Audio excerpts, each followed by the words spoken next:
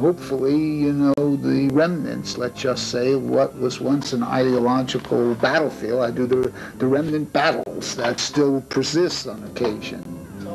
Bush is the, sophisticated arm of the administration that planted itself solidly under Reagan, president.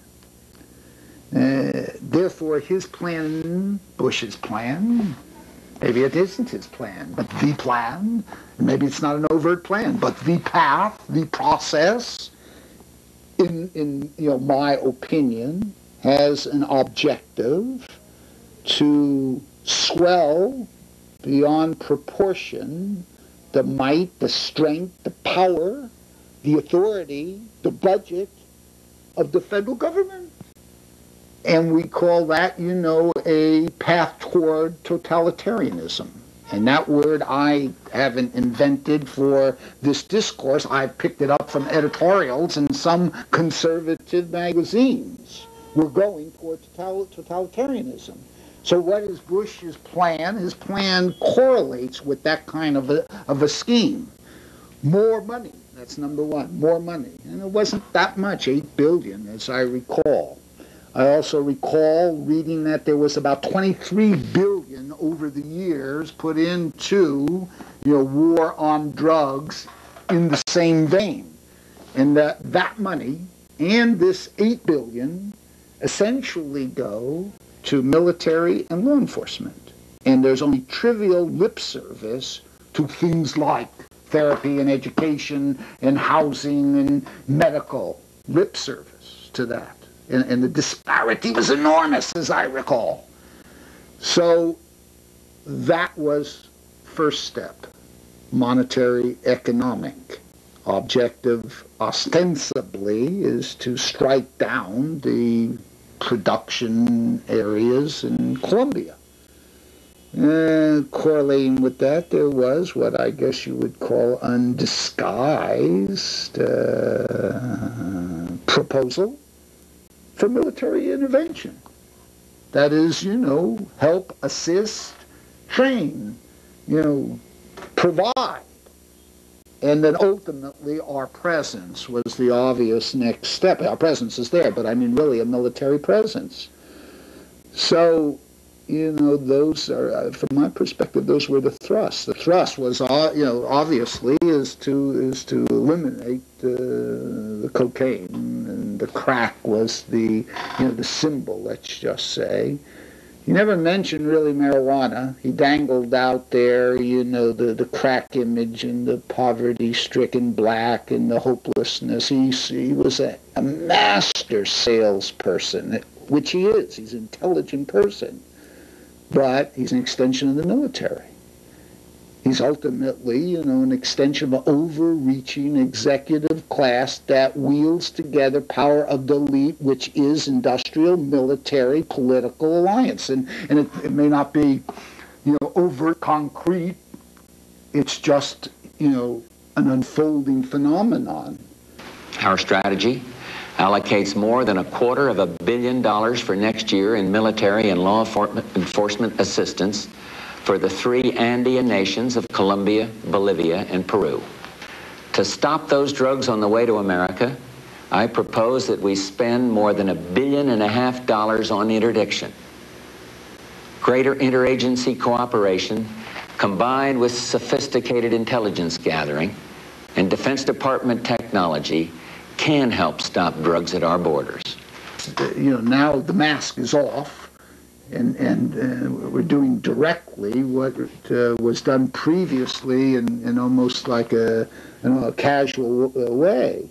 And we're beefing up our military, we're beefing up the executive branches, all level, FBI, DEA, ATF. We're giving them really unleashed power. The North syndrome is alive and well. North probably could run for election in most states and become a state senator if he desired. The end justifies the means. There's terrorism out there. There's crack out there. Surrender your civil rights. Give it all to the military. Give it to the executive. And the people of America will line up, and give away their civil rights up front. Civil rights aren't important when you're talking about crack and when you're talking about terrorism. That's the design, and that's what's occurred. I feel it, forcefully, because I'm in the front lines of the judiciary, as I'm seeing it as it affects Fourth Amendment rights every day, as it affects Sixth Amendment rights, as it affects First Amendment rights. I see it. I feel it. I know how political the courts have become. I know to what depth we're losing constitutional rights. You're dead on the target. It's maybe 5 degrees to your left. You got dope? Dope everywhere. You're coming out just perfect, and I'm getting very good readings. I just don't want to alert them. 3,500 feet. Yeah, we've got 2 or 3 people out in the driveway now. Okay, we can go. So we got somebody right here in the bedroom. Sheriff's office, open the door. Look it. There it is. Yeah, there it is. I mean, that just stands out like a beacon. Looks like a light. Right out in the middle of the neighborhood. So what's your next step? Well, we'll be doing some surveillance on the ground of this location. See, the crack phenomenon, it's a horrible national symbol of racism. That's what it is, and classism. When the white middle class and upper class were basing, cocaine and becoming addicted and selling all of their possessions to buy the cocaine, same syndrome, everyone was sympathetic and saw them as victims. And no one received harsh sentences. And everyone, even if you were found with a pound of cocaine, if you're up there basing it with, people, everyone was compassionate. And I represented people there, and it's true. Now you get a black man, he's got a few rocks and he's trying to sell it because ultimately in his heart he wants to evolve, he wants to better himself, he wants material prosperity like everyone else. Send him into prison, break his house down, burn the house. He has no civil rights. March against him, destroy him, and the conditions that surround him.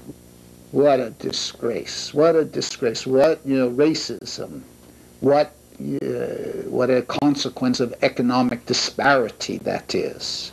And, all under the guise of war under drugs. Oh, Nancy's telling us just saying no. And with her other hand, she's smashing the poor and smashing the black.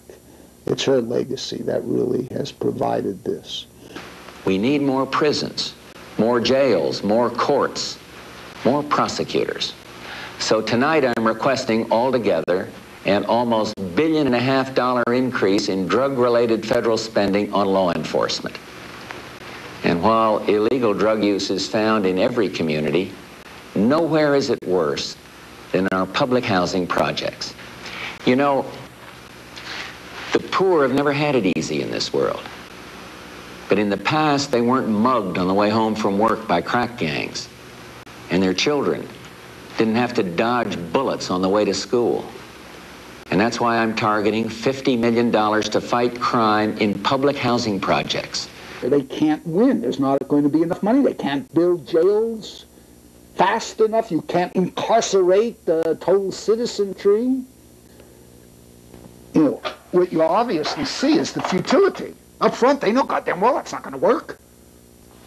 More and more military, more and more jails, more and more money, more and more, what would I call it, overreaching by government into the private lives of people, Fourth Amendment, what used to be bad searches, what used to be bad search warrants, what used to be illegal stops, what used to be illegal, searches. Oh, that's all right, cars, blocked in the public highways, that's all right, we'll surrender it all.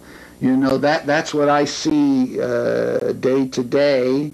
That's probably just part of it. So it's not, it hasn't worked. There's more drugs. By every statistic, there's more drugs. So they know it won't work. They're doing this to strengthen themselves. That, if they really wanted to eliminate, drugs, there's one obvious answer that all, whatever you want to call it, enlightened civilizations have utilized, that all enlightened man uses, and that is you decriminalize it. Obviously, take the profit out of it. There is no match